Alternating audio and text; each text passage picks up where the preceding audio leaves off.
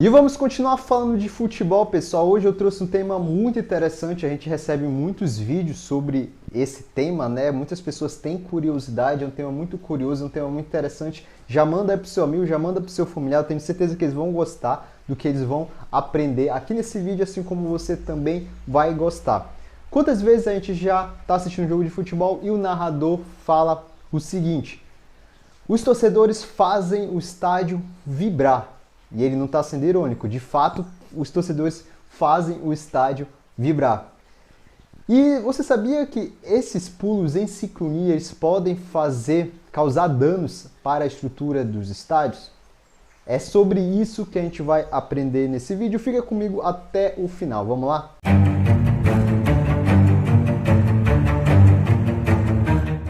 Antes de dar continuidade, eu tenho que te dar um aviso rápido que em todo vídeo a gente está falando aqui, se inscreve neste canal. Toda semana tem conteúdo aqui, terça e quinta, então pelo menos isso, se inscreve no canal, já ativa o sininho para você receber as notificações dos novos vídeos que forem sair aqui. Então não se esquece disso, se inscreve, aperta nesse botão, não custa nada e agora vamos lá para o conteúdo. É muito legal ir nos estádios, né, principalmente agora em época de Copa do Mundo, ver a torcida vibrando, pular ali com a torcida, né, fazer o estádio realmente vibrar. Só que você sabia que esses pulos em sincronia ali nos estádios da torcida, pular de modo igual, em sincronia, podem causar fissuras e trincas nas estruturas dos estádios de futebol? Saiu uma tese de doutorado do professor José Fernando Souza Rodrigues. Nessa tese, ele afirma que os estádios de futebol brasileiros, do Brasil, eles não estão preparados para o comportamento dinâmico das torcidas, ou seja, não estão preparados para esses pulos sincronizados que as torcidas fazem. As estruturas não estão preparadas para isso. A gente costuma ver vários vídeos de estádio de futebol ali, que a gente consegue ver a arquibancada se mexendo, vibrando ali e tal. As juntas, uma diferença nas juntas ali é realmente se movimentando muito. Existem muitos vídeos assim. E isso, respondendo a isso, é uma coisa bem normal. Aliás, as estruturas elas devem se movimentar, elas devem vibrar.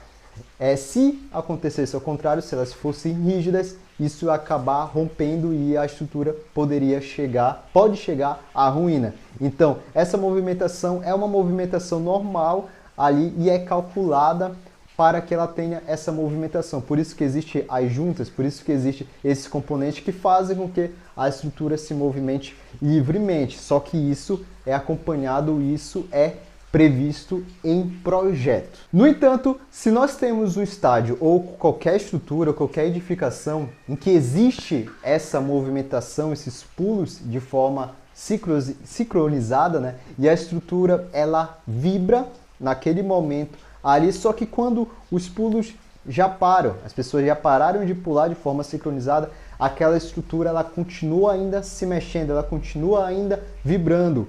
Não é fantasma, mas a gente tem um problema aí. Mas por que, Thiago? Isso é explicado pela ressonância. A melhor forma de explicar a ressonância é através dos instrumentos musicais. Com os instrumentos a gente consegue entender como o corpo se comporta ao ser excitado e depois deixado de lado. Muita gente já passou por isso.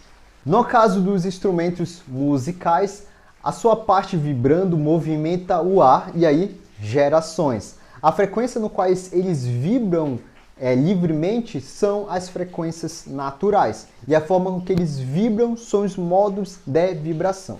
E aí, quando um sistema físico ele vibra com uma frequência igual ou superior às suas características naturais, o sistema físico ele começa a vibrar com uma amplitude maior. Ele não para, ele começa a vibrar muito quando aquela vibração que é excitada nele, que é jogada nele, é maior do que a sua frequência natural, a sua vibração natural. Ele começa a aumentar a sua vibração, a sua amplitude ali, e isso é a ressonância. E aí os instrumentos têm a sua vibração natural, assim como as estruturas dos estádios ou de uma edificação qualquer tem a sua vibração natural e qualquer objeto tem a sua vibração natural.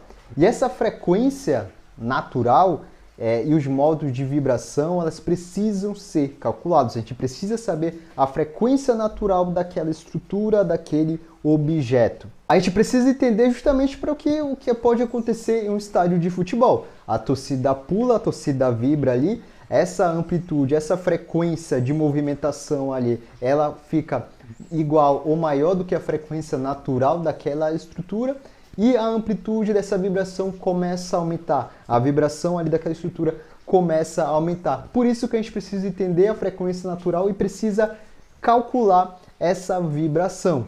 Uma técnica muito utilizada para entender tudo isso aí é a análise modal. É modelar a estrutura utilizando métodos de elementos finitos. As frequências naturais e os modos de vibração dependem da rigidez e da massa daquela estrutura. Em uma edificação já construída, por exemplo, a análise modal ela serve para a gente direcionar modificações naquela estrutura de forma a mudar as frequências naturais daquela edificação já existente e os modos de vibração. Através da análise modal, a gente consegue modificar ali a estrutura para que a gente consiga mudar essas frequências naturais e diminuir os modos de vibração, para que ela não vibre muito ali e cause a ressonância na estrutura. Um exemplo disso foi o que aconteceu no estádio Mangueirão, em Belém do Pará.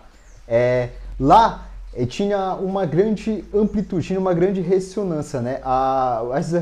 As arquibancadas vibravam muito ali e através de uma análise modal foi possível verificar ali que era necessário adicionar componentes para deixar a estrutura mais rígida, para deixar a estrutura de forma que não tenha aquele impacto muito grande com a vibração da torcida, para que não tenha ressonância. Então foi adicionado ali os componentes na estrutura para deixar a estrutura mais rígida ali. Para isso foi utilizado a análise modal ali com base nos elementos finitos. Agora voltando a falar mais da tese de doutorado do Rodrigues, apresentado lá na USP, ele verificou a vibração ocorrida em 100 jogos em 4 estádios de futebol no Brasil. O Maracanã, o Castelão em Fortaleza, o Morumbi e o Ibirapuera. A tese de doutorado do Fernandão, ele explica que a maioria dos estádios brasileiros eles foram construídos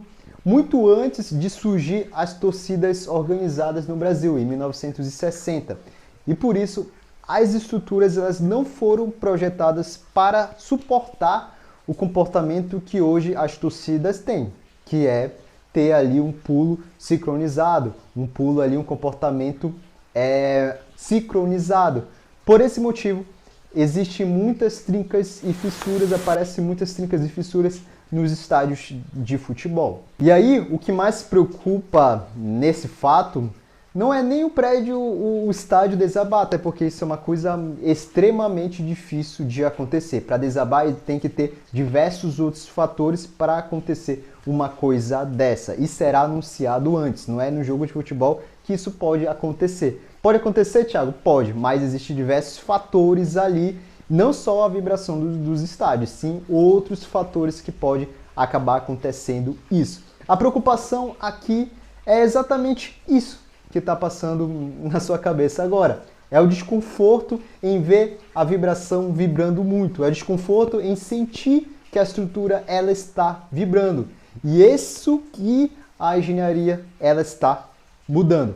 É isso que a gente precisa tratar, deixar as vibrações vibrando, mas sem que você consiga perceber isso, até porque todo prédio que você entra, não só estádio de futebol, ela está se movimentando, só que você não percebe. E para o Fernandão, as especificações da norma brasileira não estabelecem com clareza fatores a serem considerados em situações de arquibancadas submetidas à ação induzidas por pessoas, sendo atualmente empregados critérios conservadores nessas avaliações, ou seja, as normas brasileiras não são claras, não são bem, não apresentam critérios ali enquanto a dimensionamento de estruturas como arquibancadas ali submetidas a pessoas ali à forma sincronizada de pulos, por exemplo, como em estádio de futebol.